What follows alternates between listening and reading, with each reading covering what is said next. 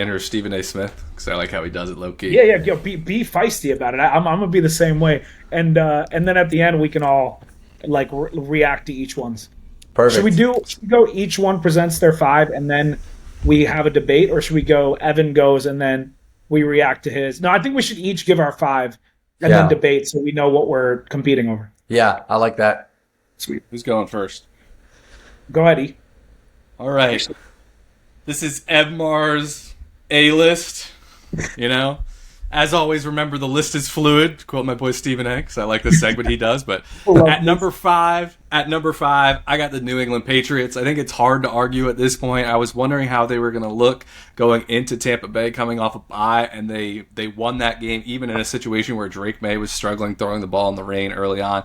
Really impressive win coming off a not so great game against Atlanta. I think it's hard to argue them as to not be in the top five right now, so I have them at number five. Number four, I know people, they're like, oh, it's not pretty, they don't score a lot of points, but how can you not have the defending Super Bowl champs at, what is their record now, 8-2, 7-2? They just went on the road and beat y'all's beloved Packers, so I think this one might be controversial to some people. Stephen A. didn't have them, but I think you have to have the Eagles in the top five here, so I have them at number four.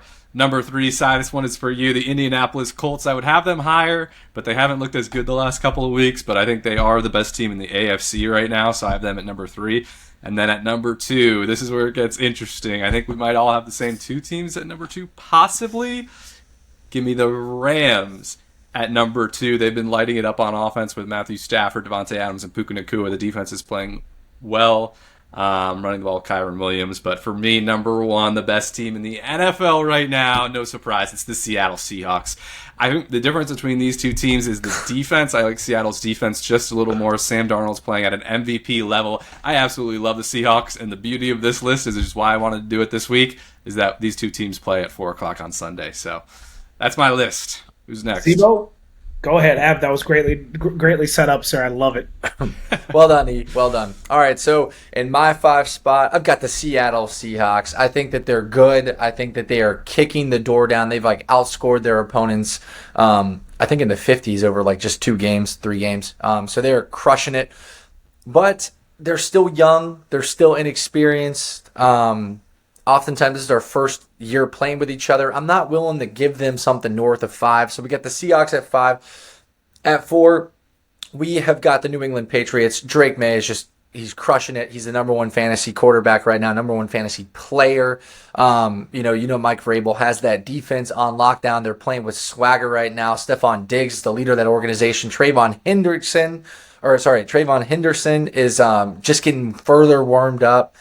Could have had 2 touchdowns if he didn't run out of bounds. He did have 2 touchdowns because he actually was checking towards the sidelines. Hey, do you want me to slide? Went straight into the end zone. Good for him. Good for the rookie there. My third, the Indianapolis Colts. Indianapolis Colts playing really well right now. Got a big win in Munich last week against the Falcons. They get to come back stateside. They're sitting there 8-2, real pretty. Got to go the Philadelphia Eagles at 1, just because you would ask, why would I put the Eagles over all of these teams? I think the Eagles' defense is so stout that it would cause a lot of these teams, like the Seattles of the world, the Indianapolis Colts, to make mistakes offensively. I think that this Philadelphia Eagles defense is better than Denver, which is saying a lot. I think they're one of the best defensive units. Incredible cornerbacks, defensive backs that I think would make Daniel Jones and Bo Nix, guys like Sam Darnold, all see ghosts that game. So I got to stick with the Philadelphia Eagles. They're winning ugly, but they're still winning. My number one, the Detroit Lions. I am so excited about them futuristically. They don't have the best record right now in comparison to the other teams I mentioned, but here's the kicker. Dan Campbell is now calling the plays, and it was glorious seeing Dan Campbell with his glasses on and his clipboard, completely channeling his offensive coordinator side to him. He is a genius. He's not just this rugged ball coach. He is a great strategist. And look at what happened with the Detroit Lions. Sure, they played the Washington Commanders defense, but they put up 546 yards. Jamison Williams had the most receptions he's had in the season. They spread the ball like crazy. David Montgomery and Jahmyr Gibbs, both 15 carries apiece. They both went crazy with it, and Jared Goff was just doing what Jared Goff does best in this Dan Campbell play action offense. Give me the Detroit Lions from here on out to be the best team in football. They are not slowing down whatsoever. Zach, I love it. We'll get to it. Well, I don't know if I love it, but we'll get to it. I love the way you presented it, though. I'll put it that way. With that being said, I'm going to give you my top 5. Evan teed it up with Stephen A. Smith as his guy. I'm going to tee it up with Nick Wright as my guy. So instead of Nick's tiers, I'm doing size tiers this week. And what that means is my power rankings aren't based off, record or whatever you want to talk about. It's off eye test. And my first one's going to be polarizing because the last time they played didn't look very pretty. And I got flamed for it on TikTok, on YouTube, on all the channels. Shout out to Evan for posting my clip after my terrible take. But I'm going to stick with my guns here. The Kansas City Chiefs are still a top 5 team in the NFL to me, and I will not pick against them until they prove to me that they're going to lose in the playoffs, which I don't think they will, at least until the AFC Championship, because I genuinely believe that they're that good. The Bills got them when they last played, but I still think they're an elite team who are good at basically all their positions. Their running game needs to improve, which they did something at the trade deadline. They didn't. We'll move on for that. Chiefs at 5. Number 4, the Detroit Lions. I'll give them credit where credit's due. I had a strong debate over whether to include the Patriots or the Lions. Patriots with a better record, but if I want to pick a team that I actually believe has a chance to compete in their respective conference the rest of the year and actually go win a Super Bowl, I actually think the Detroit Lions have a better shot to make it out of the NFC than a lot of teams do out of their respective conference. They're number 4 for me. Number 3, the Indianapolis Colts getting Sauce Gardner. I'm trying not to be biased, so I had them at 3. 8-2, we got Sauce Gardner. We got to get Ward back. We're going to get Buckner back. Defense played well. Had a tough game against the Falcons, but we still managed to figure it out. And we won the game, and we got the Chiefs coming off a bye in Arrowhead, so it'll be a big game to determine how good we actually are. Number 2, I have the Seattle Seahawks. I cannot believe the disrespect to the Seahawks being number 5 on Zach's list. They look like arguably the best team in the NFL.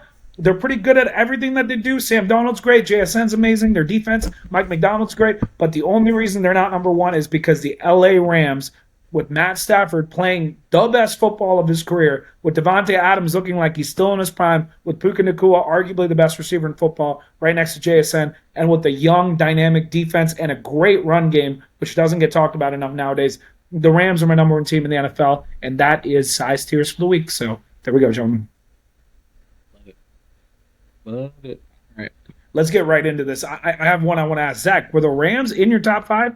No, they're number 6. They're number 6. And the reason they're my number 6 is because I disagree with the fact that Devontae hasn't taken one back step at all. Did you see? He looks like he's old and aging, and everything from that last game looked like he pulled his back on a non-contact injury on a route.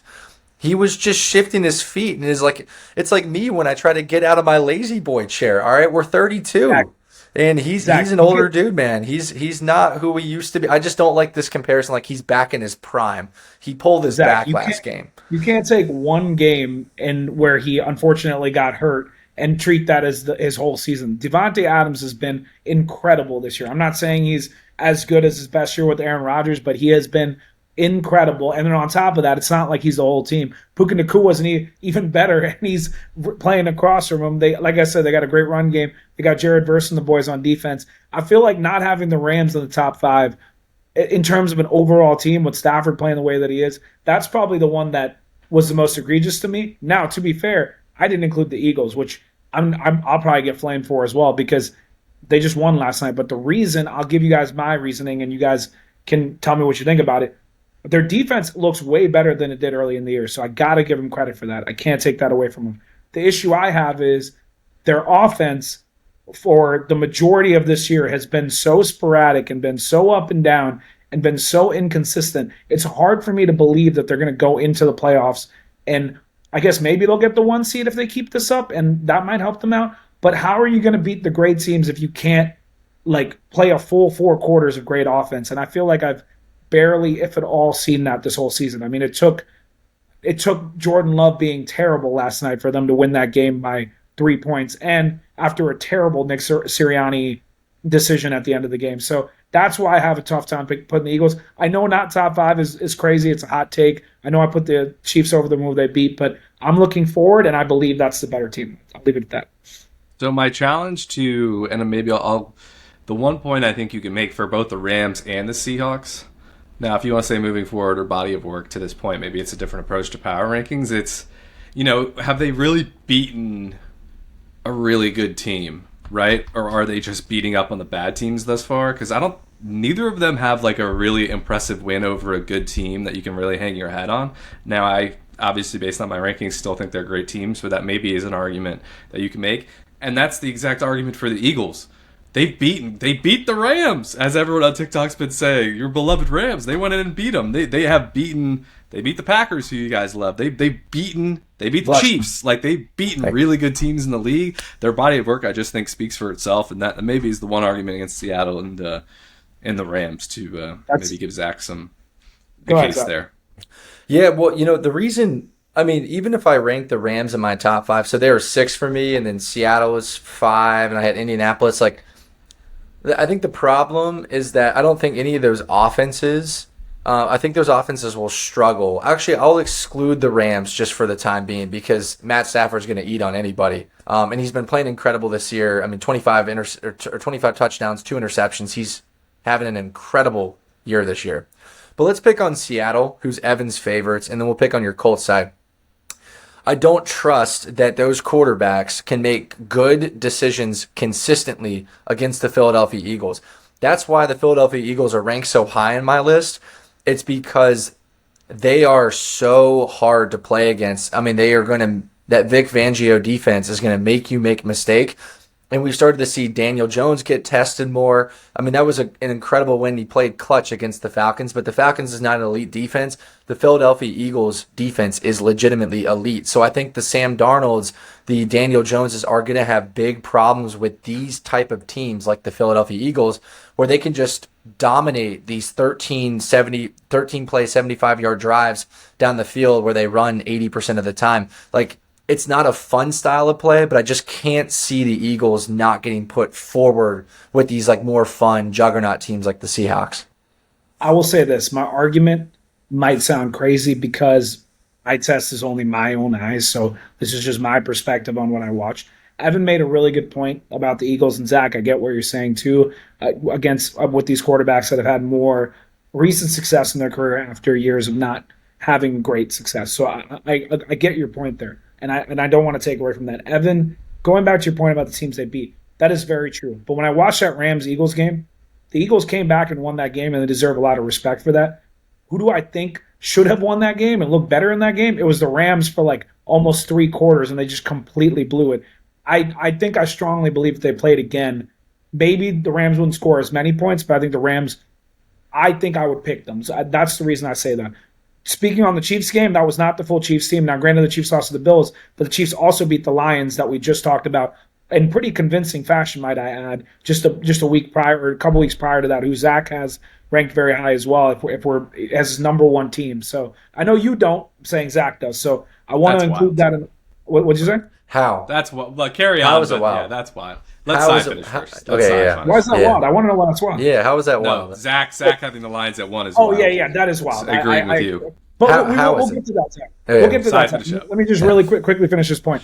My concern is, and they like you said, big wins. They beat the Packers, but here is the main issue, though. Like the Packers, for example, clearly Zach and I got on the bandwagon a little bit too early, at least from the offensive front. I think Evan's point about Jordan Love is held true. He missed so many, I shouldn't say so many, but he missed some very easy passes, or they had some very easy drops last night that would have won them that game. And the concern I have with the Eagles is, for as much crap as we want to give Sam Darnold and Daniel Jones, Jalen Hurts has won Super Bowls and he's played great in the playoffs. So I don't want to take that away from him. But this season, if we're looking at this season in a vacuum, can you honestly say Jalen Hurts for the whole season has been better than DJ and Sam Darnold?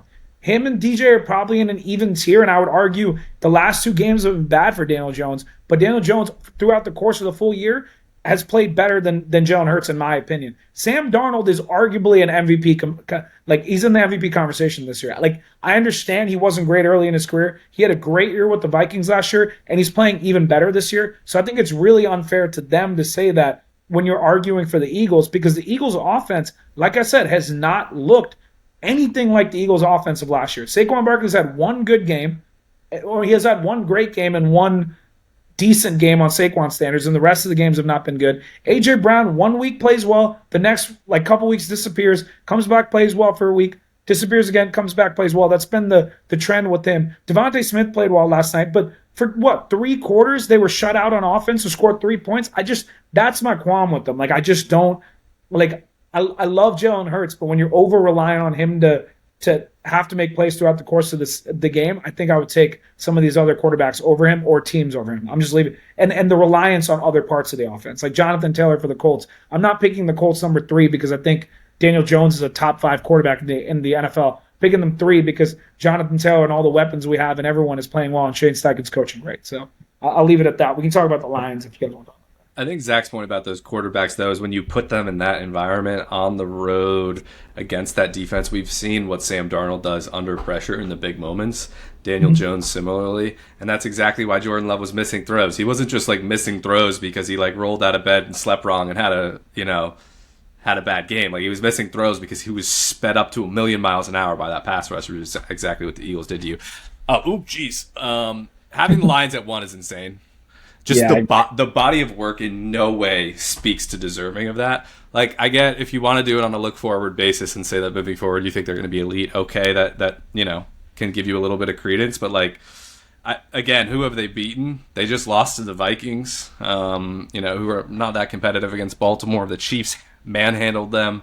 I just think the defense isn't good enough. I just don't think the body of work at this point, in any way, shape, or form, speaks to the number 1 spot. I mean, the Commanders' defense is on the level of the Cowboys and the Bengals. It might even be worse. So, nothing they did in that game was impressive.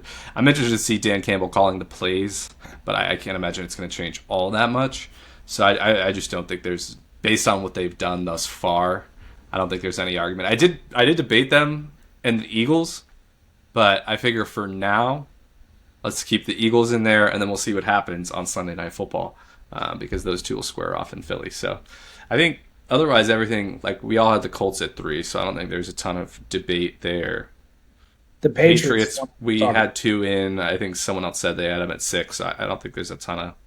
It was me who almost put them at 4, but then my question was, am I picking a team based on what I think they've done so far record-wise or what I think they'll do the rest of the year? I put the Chiefs at 5, even though I would argue that I still think I might think the Chiefs will win the AFC this year. But I didn't want to put them at 1 like Zach did with the Lions because I think that'd be very disingenuous for me to say that about the Chiefs after they got cooked. It would have been, yes. I don't care about... I was pleasantly surprised that you only put them at 5. Yeah, I did not want to be disrespectful. Speaking of body of work that doesn't speak to it, they're not even a playoff team right now, so that would be crazy. But 5 is fine. But I like the pick, though, Zach, because, I don't really care about the disingenuity of these teams and based or whatever, however you freaking pronounce that word.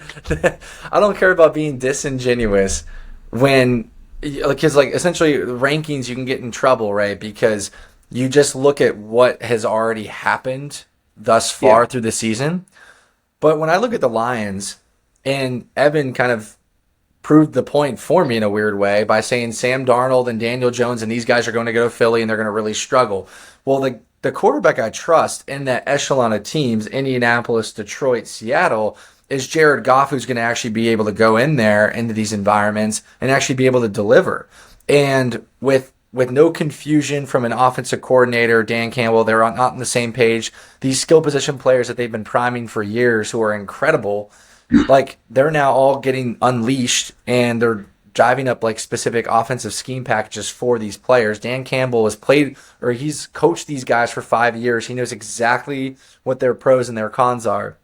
And last week against Washington, yes, it was Washington, but everything seemed to come full circle and just moved really well. Jahmyr Gibbs had the game of his life. David Montgomery, still 15 carries, 70-plus yards. And then Jamison Williams got worked in. Amon St. Brown's going to eat. And Jared Goff looked super comfortable. This team is like Seattle to me, but they have clutchness, they have experience, and they've got a quarterback that has proven himself to do really, really well against tough defenses and tough environments. That's the only difference with Detroit and all these other teams. Wow, you're referencing the Commanders game, though. By that logic, though, why are the Rams not even in your top 5? Because everything you just said about Jared Goff, Matt Stafford is better than him. His receiving core is better than Jared Goff's, as great as Amon-Ra St. Brown and Jameson Williams are. Matt Stafford is playing better. And then the other thing is Jared Goff has never won a Super Bowl. And as great as he has been, he has shown on multiple occasions that in big moments in the playoffs, especially when he has to go on the road, but even last year at home, that he makes mistakes. He turns the ball over. And he hasn't won yet. Matt Stafford has won a Super Bowl. He has been incredibly clutch in multiple situations. He almost beat the defending champions in their house last year, admittedly in a snow game, and he almost beat them this year in the regular season. So I guess that's the part that I don't get, right? Like you have the Lions number 1, and I get that their whole team construct is great, but your argument is the quarterback over these other two teams. The Rams have a better record and are in the same conversation, in my opinion, as the Seahawks and the Colts. And I said that as a Colts fan, but by far and away, Matt Stafford is the best quarterback out of the 4 of those guys. Like that's not even a question for me. So that's the part I don't get. Yeah, that's a good rebuttal. I think it's just like he's got me there. That was a checkmate moment there, Si. I'll give you that. I think when I was going through it, I just forgot the Rams, but then I was like, all right, well, I'll put them at 6 because they're all like kind of like fringe top 5 anyways. But yeah. I will say that there's something about the Detroit Lions offense, the fluidity of that offense that excites me. It's not that I don't see it with the Rams, but I feel like the Rams rely on like a couple of players to get the job done for them, whereas the Lions they use everybody. I mean, I didn't even mention Sam Laporta. They've got like 6 different engines that will carry that football down the field, whereas with the Rams, I feel like it's a little bit more top-heavy. Puka Nacua, Kyron Williams, and then there's a little bit of a drop-off. So that would be like my only rebuttal there. That's fair. That's fair. I think that's solely fair in the sense of, I guess what I'm saying is I think that's fair because Jahmyr Gibbs, for example, is like in the conversation for best running back in NFL on a week-to-week basis. So it's and David Montgomery, 2-headed punch, and then also like you said, Laporta, Jameson Williams will have a great game, and Amon-Ra is always consistent. So I get what you're saying there. They're more of like a anyone can be great on any given week situation. I just think I just love Stafford. It's hard for me to pick against it, but yeah. Okay. Any honorable mentions? Honorable mentions is a good one. I mean, I didn't have the Patriots in. I hate that I didn't have the Patriots in because I genuinely believe that they're a great team. The problem is they have the Bills win, which is big, and then they just went and beat the Buccaneers on the road. So I got to give them credit where credit is due.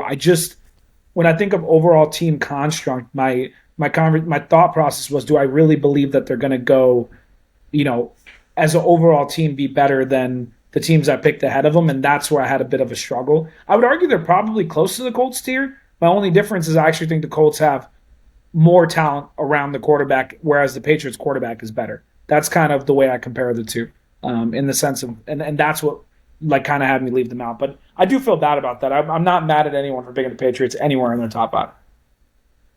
Yeah, if I was going to do, as someone quoted, a disingenuous addition in terms of their body of work, Here we go. To try to get ahead of what might be coming, similar to how Zach did with the Lions. I don't think it's who you're thinking of. How about the Baltimore Ravens?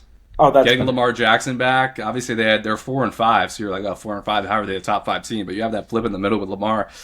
And since they've had Lamar, they've looked great. I mean, I know the first couple of games when he was healthy, not so good in the Chiefs game, but since he's gotten back, they looked very good. I think it's unclear what to make of the Vikings and how impressive that road win is. So we might need to we still need to learn more. But talk about a team that we maybe after a week or two will be making this list. That could be one.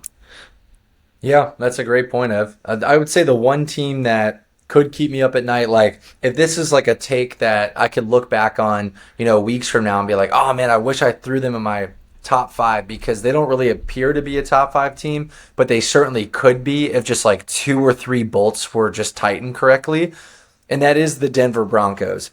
If Bo Nix could actually pull this together and play as well as he did late last season, I know he has the capability. He's playing under one of the best offensive head coaching minds in the game right now, and they certainly have the pieces around them to get the job done. Obviously, their running back going down, RJ Harvey, is going to have to step up. He's not really a 20-touch guy. But if they could actually put it together with their defense and Pat Surtain coming back pretty soon, that would be an awesome pick because that team is talented enough to be top 5. They technically are 8-2 right now, but they've been playing miserably. But this would be a fun team that I just can't get behind right now, but I wish I could in the event that Bo Nix plays well. That team is going to be unbeatable in the Denver Broncos. I think this might be the worst 8-2 team of all time. See, I'm sensing a theme. Team of all time. Sorry, go ahead. I'm sensing a theme that Cy doesn't like defensive teams. That's why he doesn't like the Eagles, because they don't play good offense. He doesn't like the Broncos because they don't play great offense, but they win football games with their defense, so who cares? No, I like defensive teams if you have even a semblance of consistent offense. The issue with the teams, all the teams I've presented so far that I don't have in my top 5, is that how are you playing the Raiders and the Jets and needing to take it down to the wire? Are you joking? That's true. Are we really talking about the Broncos right now? I said it coming into the year. This might be the most overhyped team coming into the year I've ever seen, because I love Pat Surtain and that defense. The issue is your defense can play as great as you want, but then when you go play great teams, at least the Eagles have proven they can beat, good teams when their offense isn't great. So that I can understand why people have them in their top 5, even number 1. I won't argue that as much. But the Broncos, are you joking? It's the body of work. If you want to talk about the Colts' body of work, we're 8-2, and we lost to the Steelers. But at least the Steelers are a playoff competitive team. We lost to the Rams in Los Angeles in a game where we had the whole A.D. Mitchell situation. The Broncos almost beat us. They couldn't even close that game where they basically had that game won because they jumped over the center. I just can't give them credit when they at least the good teams should beat up on the bad teams, and that's precisely why I can't have them in there, because you can't have games where you're literally 1 point away from losing to the Raiders, man. That's just, it's embarrassing. I don't understand how they're 8-2, but Evan said, they're winning, so you got to give them credit where credit's due. I'm not trying to make a whole big argument for the Broncos, because I agree they've been way too inconsistent to warrant an inclusion on this list. But you talk about the Colts. We've seen these two teams play on the same field, and they looked about as even matched as you can have. We've seen the Broncos be one of 2 teams that has beaten the Eagles. They went on the road and beat the Eagles. So it's almost like the Bills, where we've seen the ceiling, we've seen the floor. They've just been nowhere near consistent enough to warrant inclusion on this list. So Which I is agree. fair. And that's also why I don't have the Bills in my top 5 either. And it's also why the Colts are top 3 for me, not just because I'm a Colts fan, but yeah, they had close game against Broncos, who have the ceiling to be good. But the games where we play bad teams like the Titans and the whoever else we played, we beat them by 5 touchdowns. That's that argument falls so flat for me. This isn't college football. This isn't college football where we're looking at the margin of victory. I don't care how many points you beat the Titans by. It's not. I care about your results against the best teams in the league, which have been strong for the Colts. I'm not saying they're not, but I do not care how many points you beat the Titans by. It's not just about what that says about your team in that moment. It's about what it says about teams historically. When you look at the great teams, the teams that win Super Bowls, you want to talk about the Eagles last year, you want to talk about the Chiefs the years before that, you want to talk about the dynasties like the New England Patriots, the teams that consistently go win championships. They do not have bad performances against bad teams. They beat the teams they're supposed to beat. That is the point I'm trying to make. The reason I say 4 or 5 touchdowns, I'm just using that as an example of that. If you're going to be a Super Bowl winning team, yeah, you can have one dud here and there, but you should consistently be able to beat the teams that you're drastically better than talent-wise and coaching-wise and consistency-wise. And if you can't do that, I don't believe in you. That's my argument. You don't have to agree with it, but I think the margin of victory isn't about, let's look at points at the end of the year and say the Colts are better. It's that we consistently have played great offense and a middle level of defense throughout the year. The Broncos play up and down, and I don't trust up and down teams as much as I trust consistent teams. That's all I'm saying. That's my comparison. Well, not to pivot over to college football, but the argument for the team you're making in college football is a little contrarian to some of your college football takes, because you are basically describing the other big football team in the state of Indiana, the Indiana Hoosiers, who do this. They run up the score on the bad teams, and they beat the good teams too. And then they had to make the greatest catch of all time to beat a Penn State team that just moved on from their coach and has been terrible all year. So, let's talk about the strength of schedule of them beating Oregon. I thought you were allowed to have a slip up here or there, and a slip up on the road, and probably the hardest place to play in the country. But we're projecting forward. I just believe Indiana's not as good as people are making them out to be. I'm not trying to be a hater. I'm just speaking from the context of I just think college football has one elite team, and everybody else is really just chasing them. That's my opinion. Ohio State is that team for me. But I just think your arguments, there's a little contradiction, especially with how much you propped up the Chiefs last year, who basically got lucky to win every game on their schedule with blocked field goals late, penalties late. They only beat teams by 3 points a time, and they ended up making it to the Super Bowl. I think there's just you play both sides of it, I think. Evan,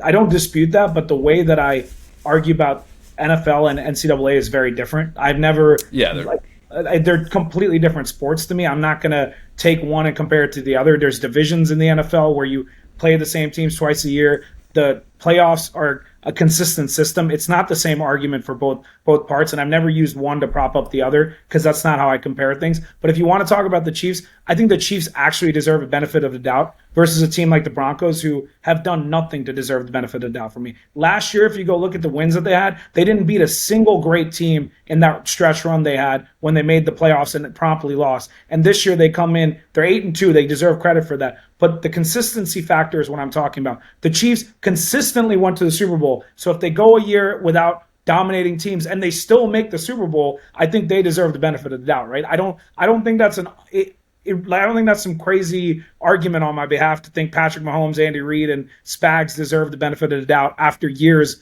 of consistency. My whole argument has been, do you consistently show up week in and week out?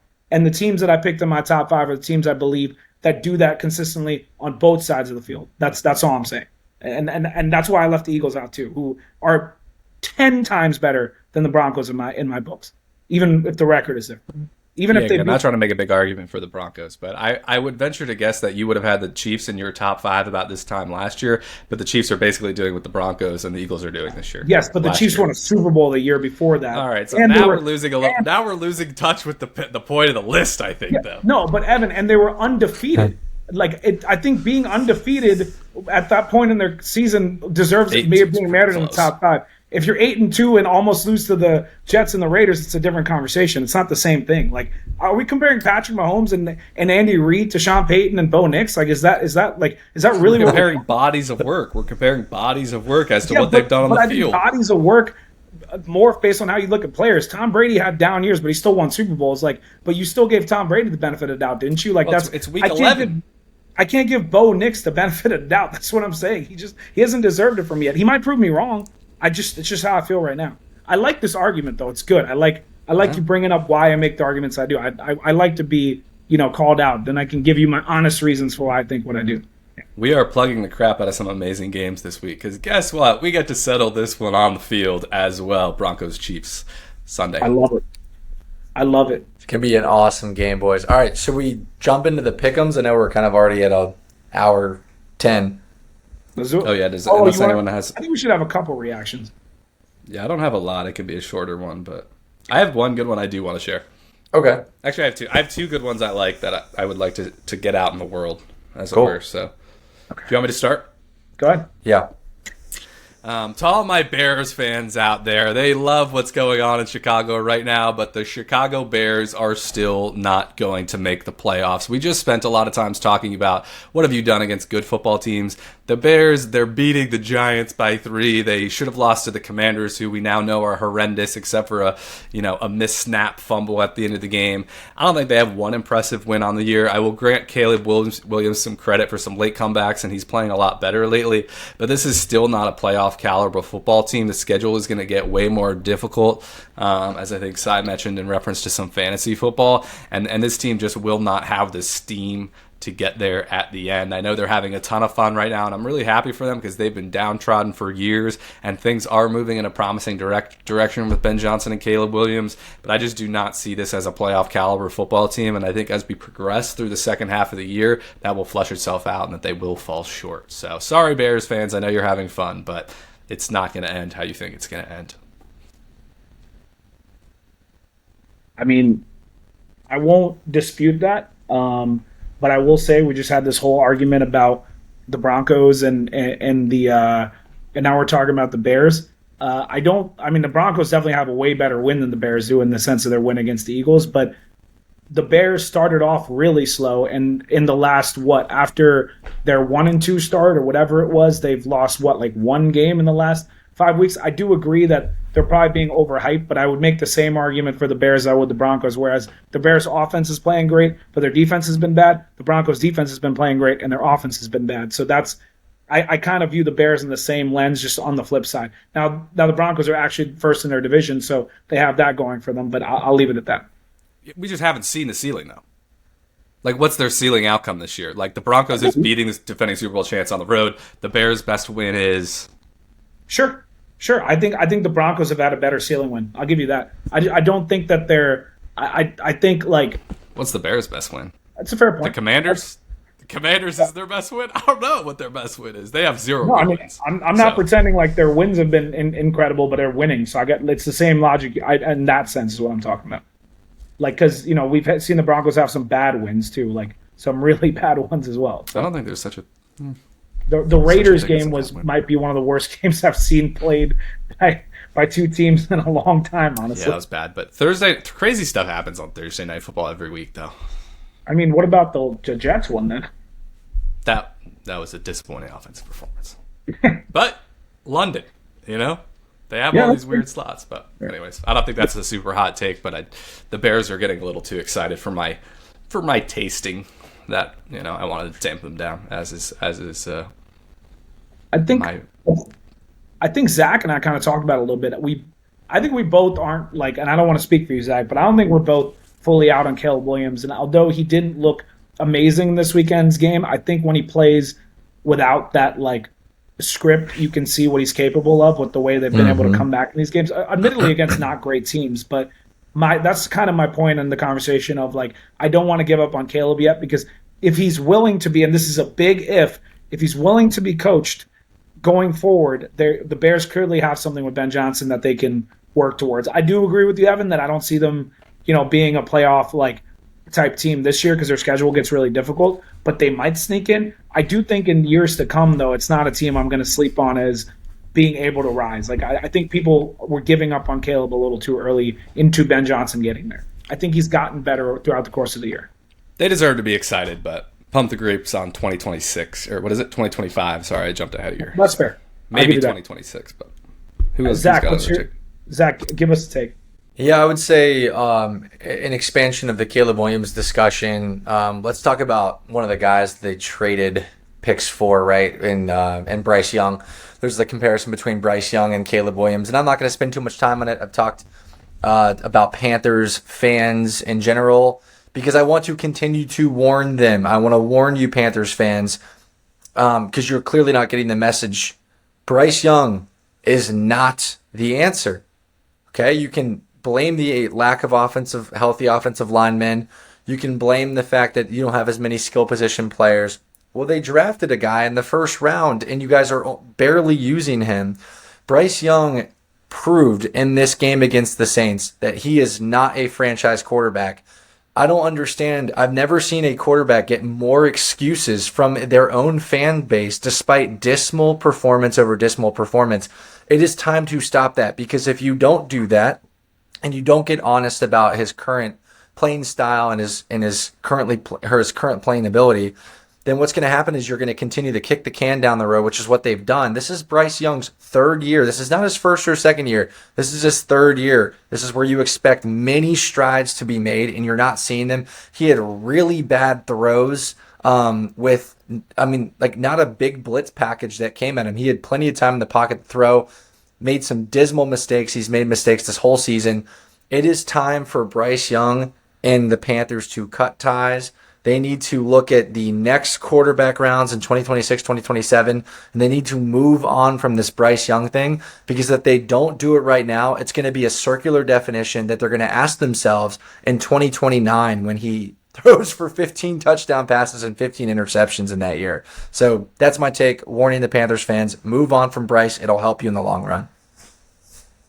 I want to apologize to both of you, because Bryce Young or not, whatever you believe in him, whether you think he should still start or not, I said the Panthers were my best bet of last week. And man, am I eating those words right now. That was a terrible take.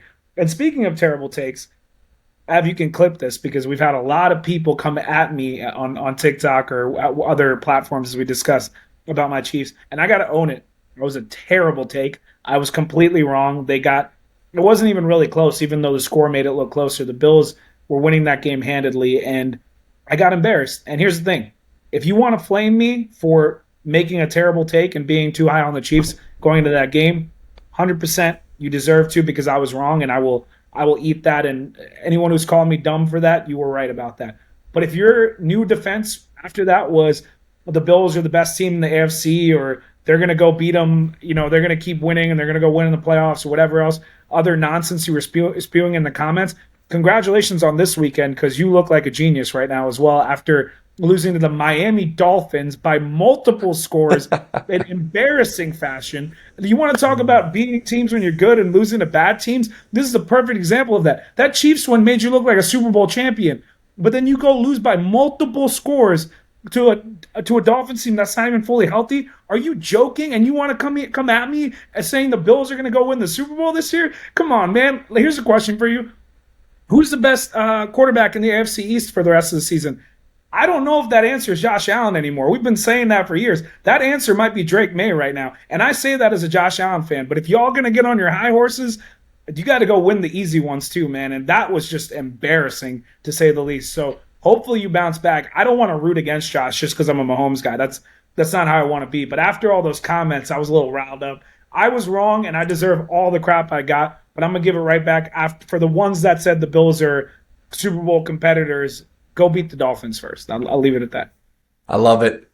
I love it. Yeah, I don't know what to make of this Bills team. When you're the Buffalo Bills fans and you're out at Elbow Room in Miami, and Mike McDaniel, who looks like he's going to survive the year, but we've been saying he's going to be fired every week of the 2025 NFL season, rolls up in what I presume is a really nice, expensive car with his arm out the window and starts taunting you for your team losing to his team, you must be down bad. So, yeah, we need to get side apps access to the TikTok, because I think there was like over 50 comments, which I would say at least half of them were like, saying, where's the follow-up? Well, I think you just got the follow-up, our Bills fans in the comments. So yeah, there's your follow-up. The other thing I will say is Miami also played them close earlier in the year, but this was just, it wasn't even close. Like, at no point did the Bills even come close to mounting a comeback. The one time I thought they would, they fumbled, I think in their red zone. That was shocking. It's one thing to lose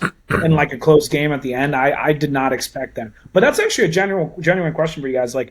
Putting aside my squabbles with the fans, who do you guys actually think is going to be better the rest of the year, Drake May or Josh Allen? Oh, Josh, my one counter to your point there is that watching that game, it was more the rest of the team. I hate to say this about Josh all the time, but and he started slow in that game, but it was more the rest of the team. He had a bad interception late when they were getting desperate, but like you said, that fumble you're referencing, that's James Cook. Early on, the defense was just an absolute joke, letting Miami move the ball up and down the field at will, which puts them in a big hole and forces them to be desperate. So I don't think this one was as much about Josh Allen, noting that he did make a bad mistake there at the end, which, when they had a chance. But, the James Cook fumble was huge. The defense's inability to stop absolutely anybody in the first half was huge. It'll be Josh. It'll be Josh. Look at Drake 2 weeks ago in the game where he just almost completely coughed up to Atlanta. So it'll be Josh. That's a no. That's a no. I'm not entertaining that right now. Well, to be clear, I the reason I bring that conversation up isn't even I probably agree with you. I do think it's Josh, but if it is Josh, I think it's slightly I don't the reason I brought that conversation up is not to diss the Bills anymore. I'm moving on from that. It's to talk about how insane Drake May has been this year. Numbers wise, statistics aren't everything, and obviously strength of schedule and who you played and stuff is important. But we've seen Drake outplay Josh this year to beat him, and I believe, was that in Buffalo? I'm pretty sure it was. I think they went into Buffalo, beat them.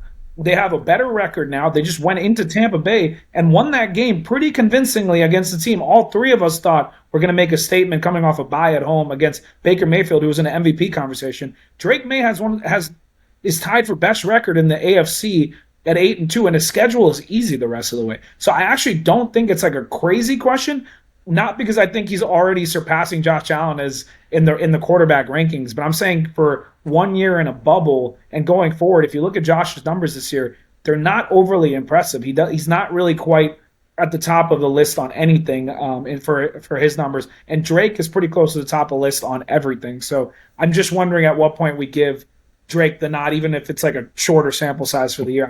I want to acknowledge how insane he has been. That Buccaneers win was a statement. Like that, being able to go on the road and win that game against an NFC team, like it makes me question why I didn't have him in my top 5. But I guess I'm just being, just like Evan, I'm trying to wait a little bit longer. I just think it's worth mentioning, though. Got an answer to your question. And Zach, I fully agree on Bryce. I think after that Saints loss, there was a lot of Panthers buzz that they could be that 7th wildcard team that just sneaks in. And I think for me, this is like, like when you end a round of golf and you you take your hat out and you shake the hands of all your opponents. I think that needs to be the Panthers front office and brass right now between owner, GM, head coach, and Bryce Young. Dave Canales needs to take the hat off. He needs to shake Bryce's hand and say thank you and say, but we're gonna move on from here. So I'm not saying that obviously they're gonna do that this week. I just mean completely agree with you at a high structural level that if you can't win that football game at home when you're in a wild card position, it's over. That just is unacceptable. Is unacceptable to me for a team that needs every win they can get. So yeah, completely agree with you. I'm out on Bryce. I'm done. Mm-hmm. Yeah. My next one actually is a great tail off of Size Point, and this is, again, right hand up. I think I got this one wrong, so this is me coming clean. The Tampa Bay Buccaneers just simply are not on the level of the other teams in the NFC when we talk about the Lions, the Seahawks, the Rams, the Eagles. I might have missed some other teams, and I think their window is really starting to close, which I think some of you guys have talked about maybe on this podcast before, specifically Zach, that when you look at the roster, it's starting to age. The receivers have been injured this year. Obviously, they added in Ibuka, which is great, but I think I got this wrong, and Baker has regressed a little bit off of last year, and the team as a whole they don't look anywhere close to their competition in the NFC. And we go back to the playoffs last year where they couldn't even win a game at home against the Commanders. The Commanders made a great run. But if you are one of the top teams in the NFC, you need to be able to win that game. And I think they're an even worse team this year than they were last year. And I just worry that their window is starting to close quicker than I anticipated and maybe other people anticipated. Obviously, they don't have a lot of threat from their division this year, so they're going to be a playoff team, probably that 4th division winner. But I continue to not be that impressed with them over the last few weeks, ever since that huge win at Seattle. And I hope I'm wrong because I love Baker and I love watching this team play. But I just fear that this is what we've been waiting for, where the window is not coming shut, but it's slowly creaking closed. And I don't think they're anywhere close to the caliber of the other teams that they're competing with. I love it. I think I agree with you that they were maybe a bit overrated earlier in the year. That part I'm not going to dispute, especially after couple of losses we've seen recently and them not being able to necessarily beat these great teams that we've seen them play. The one thing I actually was kind of impressed by, though, is I don't see Baker regressing anytime soon. I think he's got at least several years of playing as a top 10 quarterback or wherever you want to have him. What is impressive about them is they've done a great job of retooling. So I think offensively speaking, Mike Evans, Chris Godwin, who are both incredible players, especially Godwin last year was amazing. Unfortunately, he's had the injuries. But if they do retire soon after amazing careers, they immediately revamped with McMillan, who got hurt, but will be a solid piece for them going into next year because he's a great touchdown guy. He was having a great end of the year last year before he got hurt. They have Tez Johnson, who's making noise right off the bat, who thought he was the MVP a few weeks ago, and he's a good number 3 option. And they got Ibuka, who looks like the next JSN type player. So I think offensively, along with Bucky getting healthy, they actually should be good on offense for years to come if Baker keeps up his level of play. The issue I'm seeing is their defense is brutal, man. Outside of Vita Vea, who is arguably the best interior lineman in all of the NFL, it's a bit rough watching them try to stop teams that are good. That's the real issue. So I hope they can address that in the offseason. I would think that with their coaching and stuff, they would hopefully improve in that area. That's where they haven't this year, as Evan alluded to. So I guess what I'm saying is I just don't want to give up on them yet. I think that in terms of a team in the future, I am out on them as far as their ability to go win a Super Bowl this year, though. I don't feel strongly about that. I think they're feeling the pain of losing Canales 1 year and Liam Cohen the next as well, or maybe not the next, but within a 3-year period. I don't know who their OC is now even, but I think we're starting to maybe see that. You know who they remind me a lot of, and I was going to ask you guys what your opinion of this team is. They remind me a lot of the Chargers in the AFC, in the sense of like not a team that I think is going to go win the Super Bowl this year, but are 7-3 and have just been scrappy with all the injuries. They had a couple of close games against not great teams, but then just like decimated the Steelers the other night. I was curious to see what you guys think of Herbert and the Chargers and Jim Harbaugh right now, Jim Harbaugh right now. I mean, big fan. I think that they're playing really disciplined football. I think that's what Jim Harbaugh has brought to the Chargers. Is like he's transformed them from being this like fun team that makes an incredible amount of mistakes to actually like a very disciplined run first offense, which has really opened up the passing game for Herbert. Herbert's also just taken that next step. Herbert seems a lot more comfortable, and I think it has a lot to do with Jim Harbaugh and the way he's kind of running the ship right now. So love the Chargers. I think they sit at 7-3, and that was a big decisive win against those Steelers last week. Major trend up team, I think, for me. Like, obviously, they had that blip and the Commanders lost. They didn't look as good against the Colts as you would like, but, they've started to rebuild the offensive line with that trade at the deadline with Penning.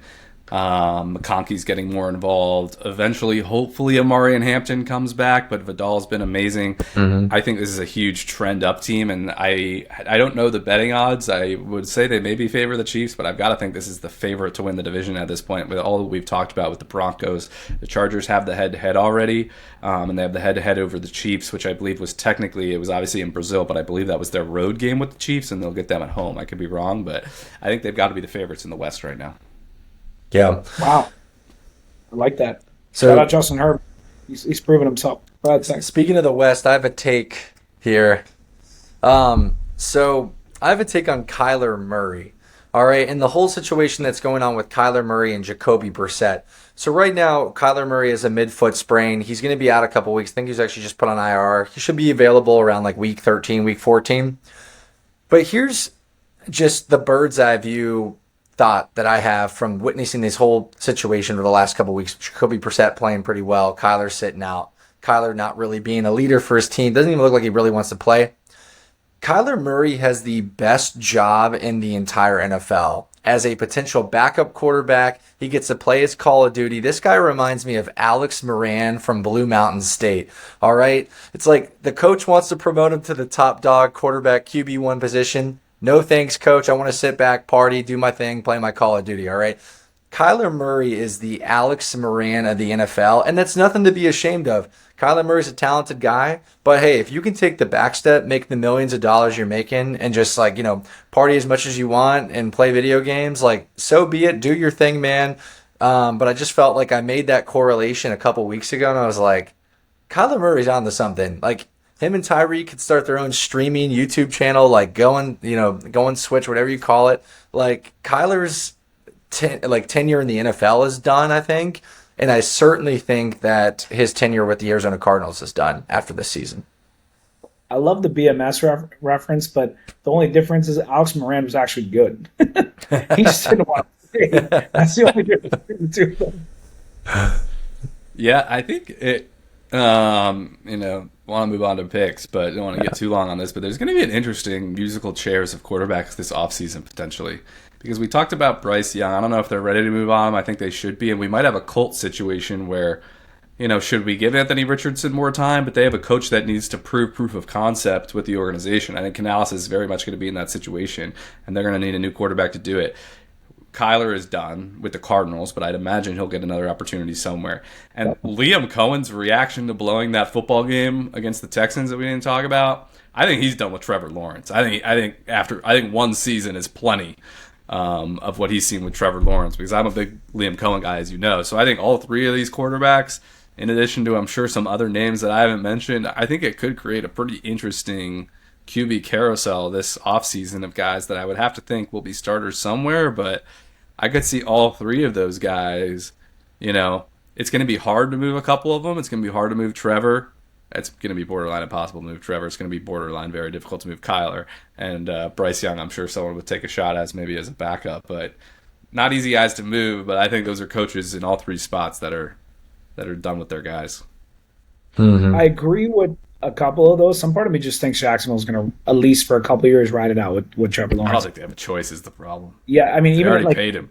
They're The cooked. concern is if you move from him, you basically have to tank to try to get another quarterback unless you think you can just bring Kyler Murray in or find like the next Sam Darnold or Daniel Jones or one of the other veteran quarterbacks that have had career rejuvenations. But I don't see one of those available this offseason. Maybe someone's going to believe T-Law is a reclamation project, maybe, but it would require the Jacksonville to eat some of that money. So Kyler, I don't know. Maybe he ends up in Pittsburgh. Who knows? Like they're going to need a quarterback after Aaron Rodgers retires. I guess they've just been makeshifting it, and they probably feel like as long as Tomlin's there, they don't want to tank. So that's a good point. Also, who knows? I don't know what the Tua situation is. You never know. He might be available too. Yeah, he feels like he's going to need to be the backups just so he doesn't get hurt next year and they can get out of the contract. That's what it feels like to me. But he's playing well right now. That's what I'm saying. I still think if he goes to the right coaching situation, he might be decent. Like he might be able to be like a Daniel Jones type player. That's all I'm saying. Speaking of Tua, another guy. Well, we didn't even talk about Brian Dable getting fired. We probably need to do that before picks. But maybe let's just start with there because my take comes later off that. So what's y'all's reaction to Brian Dable getting fired yesterday? Can I just go first really quickly? Yeah. I completely disagree with it. I 100% disagree with it. I think it was a terrible decision. If you want to move on from him, why do it now? Like I understand they've blown multiple leads, but this isn't a team that at the moment Jackson Dart came in, they didn't expect to go compete for a Super Bowl or whatever it is. If you wanted to move on from your DC, I get it because obviously your defense has not been good, but their offense has been solid with Jackson Dart. They beat the Eagles. They had multiple games where they were like playing super well and scored a ton of points, and unfortunately their defense let it up. I get that it's on him too when the defense doesn't play well, but why would you take a rookie quarterback who is having an undeniably great rookie year with Daboll as his coach, who is good with quarterbacks, who's been to the playoffs, who's won a game with Daniel Jones, and move on from him in the middle of the year? Why not just ride it out? If worse comes to worse, it just gets worse and worse throughout the season. At the end of the year, you move on, you hire someone new. But if Dart is back in a week or 2 or 3 or however long it is, and he has to play with a new OC or a new coach, I just don't get that. Like I understand it's New York, I understand it's a pressure cooker, I understand the owner feels like he needs to make a move, but that I don't think that was the right time to do it if you were going to do it. And I also just don't think that like there's a guarantee they're going to go get another coach who's as good of a quarterback coach as Brian Dable is. It's hard to know who they're going to immediately go get that's going to help out Dart. So I disagree with it personally. I don't think it was a good move at all. I don't think it was a good idea.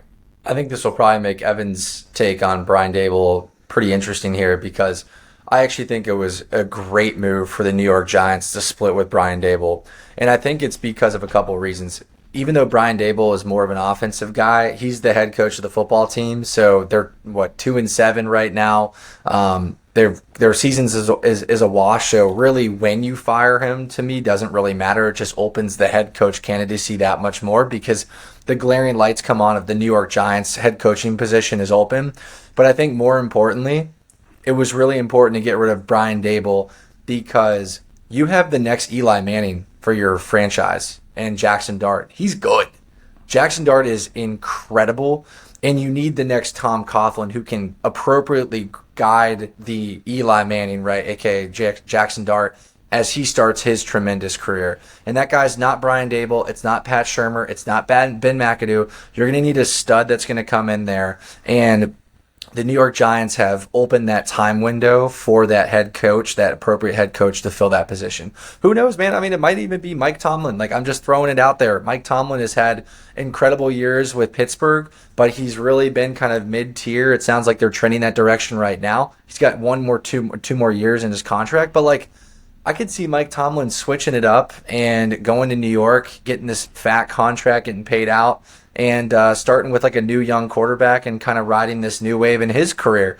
It's not like he's really going to do anything seismically different in Pittsburgh. So I'm just kind of throwing out some names, but I bet you could get some big candidates to help coach this young gun who will be kind of that next Eli Manning for the franchise.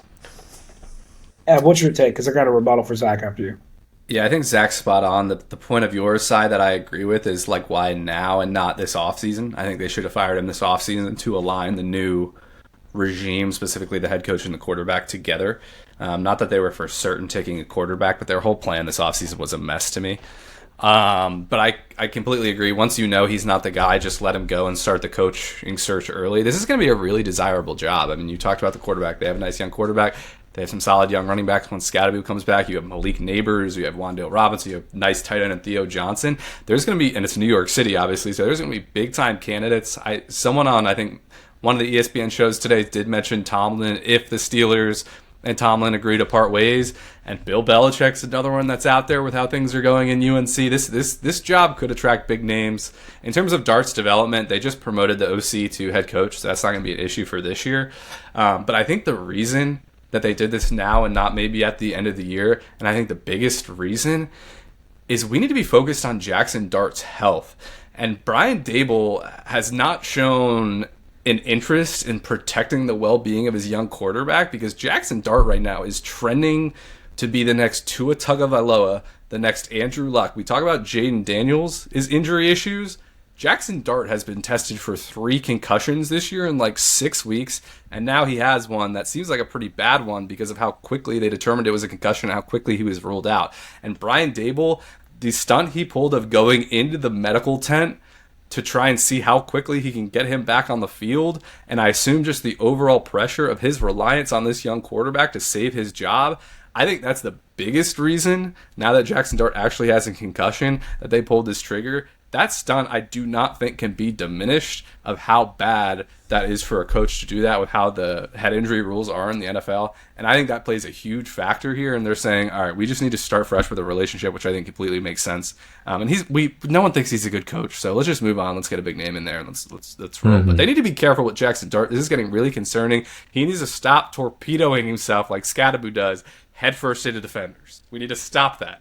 He's arguably worse than Jaden Daniels at this point, even though they're different style players. So I think that's the biggest reason, to be honest with you.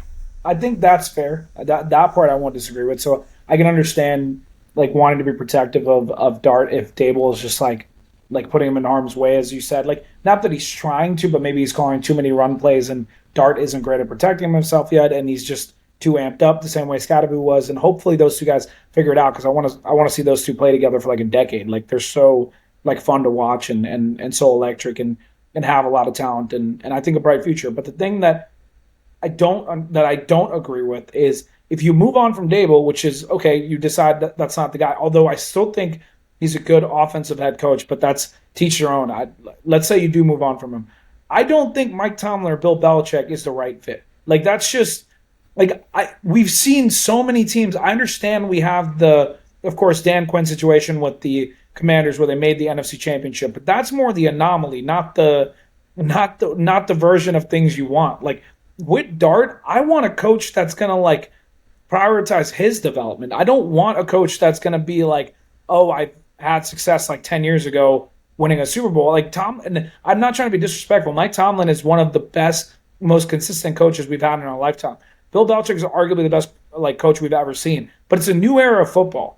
And the teams that are competing and the teams that are winning and the teams that are progressing in the correct direction are the ones with coaches who are forward-thinking with the way they approach both offense and defense. And I think that's where, if they're going to move on from Dable, you better have a good idea of like who you're going to have as that replacement guy. And if that answer is Tomlin, unless he can get like a premier offensive coordinator that he fully believes in, then – and even then, that guy will probably leave in a couple of years if he does well with Dart. You know what I mean? Like, so that's just kind of like why I'm a little bit tentative about the idea of moving on and signing like a veteran coach that, you know, is further along in his career, rather than trying to find someone who is capable of developing a more new school type of scheme that I think Dart needs. That's the way I look at it.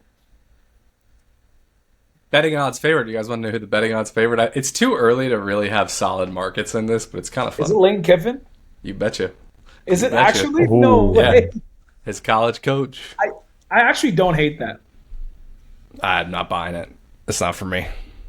They couldn't even make the college football playoff together. What makes me think they're going to make the NFL playoff together? Well, I don't think your team was good enough to make the college football playoff, but they won 9 games. So my thing is. My thing is, they Kiffin. Pretty darn good this year. I heard this crazy stat. I think Kiffin, the last time he coached in the NFL, was like 31 years old or something, and now he's like in his late 40s. It's wild to think how long that guy's been around. He's not even that old. He's a good coach, but I don't know, man. It's not. I don't think.